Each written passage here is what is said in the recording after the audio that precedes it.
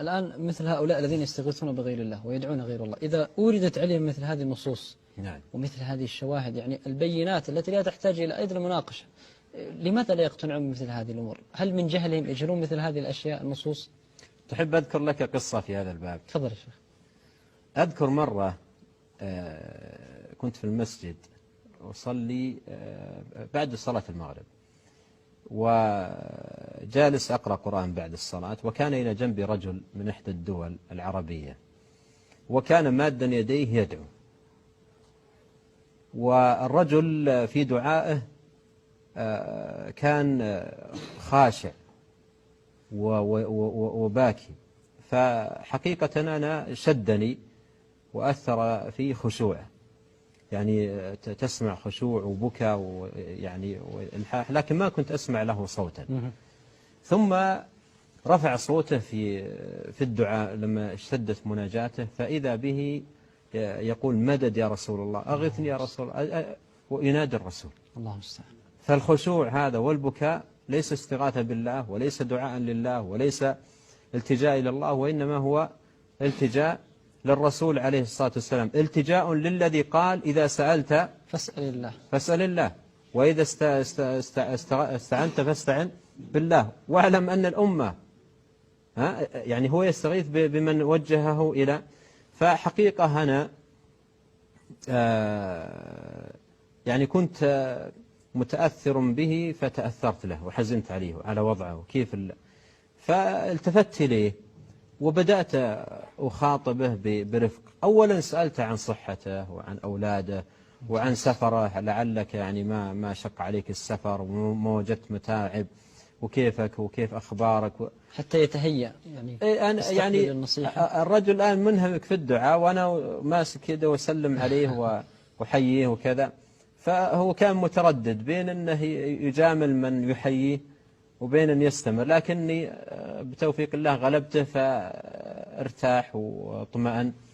فقلت له الدعاء من الذي حقيقة يخشع فيه، ومن الذي يبكي في دعائه؟ هذا يعني حقيقة أمر عظيم جدا أن يوفق الإنسان للخشوع والبكاء في الدعاء. وقلت له الدعاء مفتاح كل خير في الدنيا والآخرة، والدعاء شأنه عظيم، والدعاء وأخذت أذكر له فضائل الدعاء وأسوق الآيات والأحاديث، وهو كان معطيني جنبه فاستدار وأعطاني وجهه وأخذ يتابع الكلام، فسردت له كلاما مطولا في فضل الدعاء، ثم انتقلت إلى سرد آيات كثيرة وتقصدت أني أسردها له في أن الدعاء حق لله، لا يدعى غير الله كائن من كان. طيب ممتاز. قلت اسمع الآية الأولى، يقول الله تعالى قل ادعوا الذين زعمتم من دون الله لا يملكون مثقال ذرة في السماوات ولا في الأرض وما لهم فيهما من شرك وما له منهم من ظهير. الآية الثانية يقول الله تعالى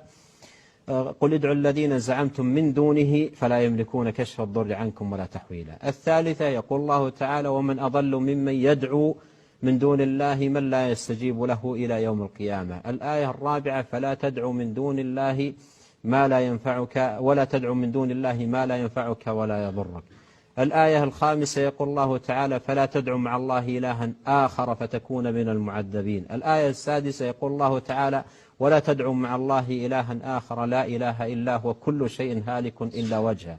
الآية السابعة يقول الله تعالى والذين تدعون من دونه ما يملكون من قطمير إن تدعوهم لا يسمعوا دعاءكم ولو سمعوا ما استجابوا لكم. الآية الثامنة نعم، وذكرت له آيات كلها خاصة إخلاص الدعاء بالذات. ممتاز.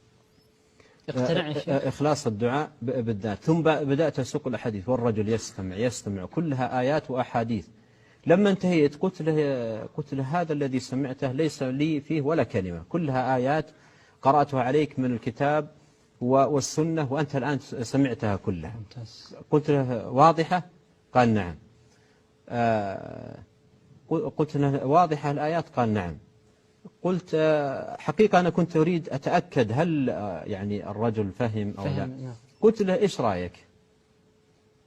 طبعا السؤال غلط، يعني آيات وحديث وتقول إيش رأيك، السؤال غلط، لكن أنا كان قصدي أن أعرف يعني فقلت له إيش رأيك؟ فقال كلمة يا أخي عجيبة جدا عليها نور والله. قال لي تقول لي إيش رأيك وانت تقرأ علي آيات وأحاديث؟ تقول لي إيش رأيك وانت تقرأ علي آيات وأحاديث؟ ما فيها رأي، هذه واضحة مثل الشمس. فأنا أيضا ازددت رغبة في أن أعرف هل الرجل فهم أو لا. قلت له يا حاج أو يعني أنت الآن سمعتك تقول وأنت ماد يديك مدد يا رسول الله، والآن تسمع الآيات كلها واضحة، أنت تقول واضحة، فلهذا نقول لك إيش رأيك؟ قال لي بالحرف الواحد أنا من بلد كذا وكذا، سمى بلده، ما حد قال لي الكلام هذا. سبحان الله. أنا من سمى لي بلده، قال أنا من بلد كذا وكذا، ما حد قال لي الكلام هذا، يعني هذه الآيات ما تليت عليه. الله أكبر. وإنما الذي ذكر له من بعض المضلين الذين قال عنهم عليه الصلاة والسلام إن أخوف ما أخاف على أمتي الأئمة المضلين، قيل له أشياء غير هذا، وصوروا له إن دعاء غير الله هو توسل أو مثلا هو استشفاع، وأطلقوا أسماء على دعاء غير الله لا تغير الحقيقة، لأن تغيير الأسماء أو إعطاء الشيء غير اسمه لا يغير حقيقته. مثل الآن لو سميت الخمر مشروبا روحيا أو سمي الربا فوائد أو سميت الرشوة إكرامية أو سمي الشرك توسلا، هل تتغير الحقائق؟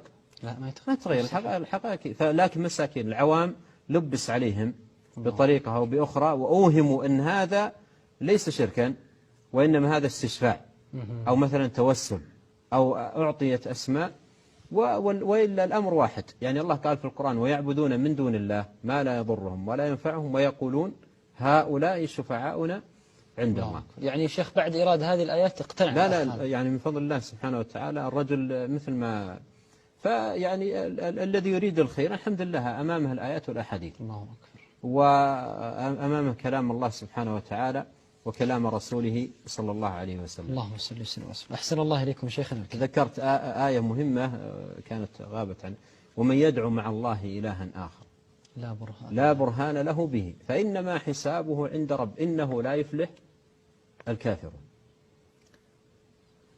هنا يقول ومن يدعو مع الله إلها آخر لا برهان له به. قوله لا برهان له به ما المراد بها؟ يقول أهل العلم هذا وصف لازم، بمعنى أن كل دعاء غير الله لا برهان عليه ولا حج، وكل ما يتمسك به من يدعون غير الله كلها أشياء ليست حجة لا برهان مهما يورد من الأدلة أو الشواهد مهما أوردوا. يعني خذها فائدة لك، كل ما يورد في الاستدلال على صحة دعاء غير الله كله لا برهان له. لا برهان. الله أكبر. هذا وصف لازم لكل دعاء غير الله. مثلها أيضا قول الله سبحانه وتعالى في الآية الأخرى يا صاحبي السجن أأرباب متفرقون خير أم الله الواحد القهار ما تعبدون من دونه إلا أسماء سميتموها أنتم وآباؤكم ما أنزل الله بها من سلطان. يعني هذا وصف لازم لكل عبادة لغير الله ما أنزل الله بها من سلطان، يعني لا حجة فيها ولا برهان.